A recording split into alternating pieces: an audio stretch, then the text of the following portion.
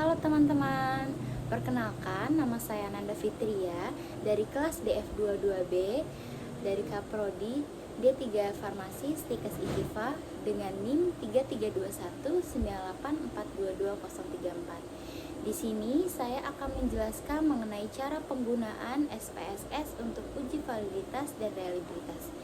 Untuk lebih jelasnya, yuk kita simak sama-sama. Baik teman-teman, di sini saya akan menjelaskan cara penggunaan SPSS untuk uji validitas dan reliabilitas. Di sini saya ada data untuk total respondensnya yaitu 60 respondens dengan total soal atau pertanyaannya yang diajukan yaitu 25 soal atau 25 pertanyaan. Di sini saya pertama-tama saya akan blok semuanya ya. Kita blok. Kemudian kita copy dan kita paste ke aplikasi SPSS-nya.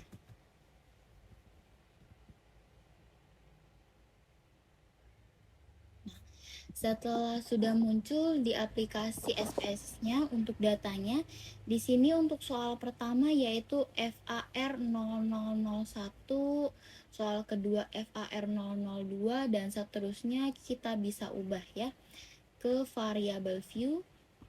Kemudian kita bikin di pertanyaan nomor 1, pertanyaan nomor 2 itu biar kita lebih mudah aja.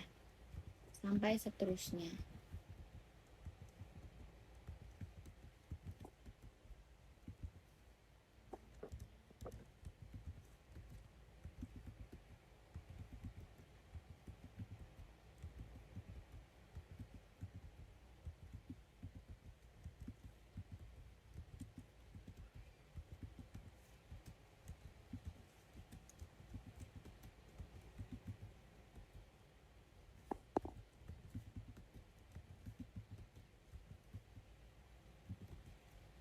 Nah, karena kita di sini ada 25 pertanyaan, maka di yang FAR 0026 ini kita ketik total.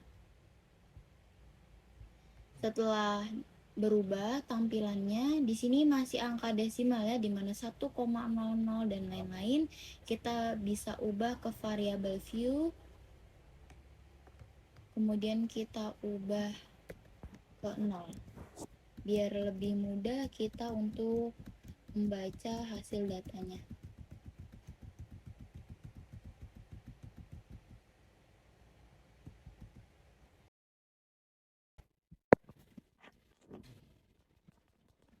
Setelah diubah, maka tampilannya akan seperti ini. Kemudian kita ke analyze, correlate, bivariate. Ini kita blok, terus kita pindahkan ke variables.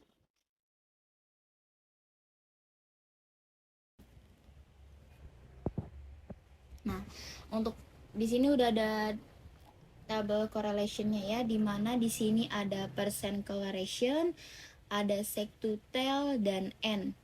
Di mana percent correlation untuk pertanyaan nomor 1 itu tidak ada bintangnya, nomor 2 tidak ada bintangnya, nomor 3 tidak ada bintangnya, nomor 4 ada bintangnya.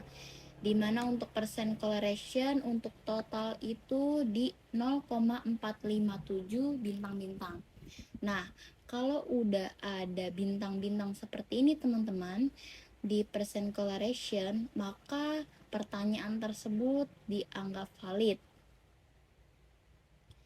Tapi pada saat sidang KTI ataupun dosen bertanya, ini kita tidak bisa menjawab kalau misalnya di total correlation itu ada bintang-bintangnya, ini dianggap pertanyaan itu valid.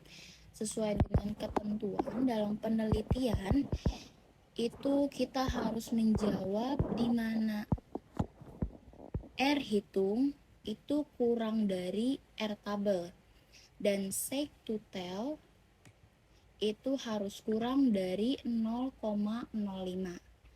Nah, karena di sini kita ada 60 responden, maka untuk person correlation-nya itu kita menggunakan data yang ini teman-teman, yaitu 0,250. Dimana untuk person correlation-nya ini totalnya itu 0,457, maka lebih besar dari 0,250, maka data tersebut dianggap valid. Kemudian di sini ada seek to tell. Hasilnya itu 0,000, maka kurang dari 0,05, maka data tersebut juga valid ya teman-teman. Nah, di sini ada total ya. Untuk pertanyaan pertama itu ada bintangnya, pertanyaan kedua ada bintangnya, pertanyaan ketiga tidak ada bintangnya. Berarti untuk pertanyaan ketiga, pertanyaan ke-6, pertanyaan ke-10, kemudian ke-14 dan ke-16 itu datanya tidak valid ya, maka tidak bisa digunakan untuk ke uji reliabilitas. Kemudian kita untuk uji reliabilitas kita ke analyze, kemudian kita ke scale, ke reliability analysis. Nah, ini kita blok ya, terus kita pindahkan ke items. Nah, untuk pertanyaan atau data yang tidak valid itu ada di P3, kita pindahin. Terus ada P6, itu kita pindahin juga. Ada P10, P14, dan P16 kita pindahin ya teman-teman untuk data-data yang tidak valid. Total juga jangan lupa dipindahin, terus baru kita ke OK. Nah, di sini sudah muncul nih untuk reliability statistiknya.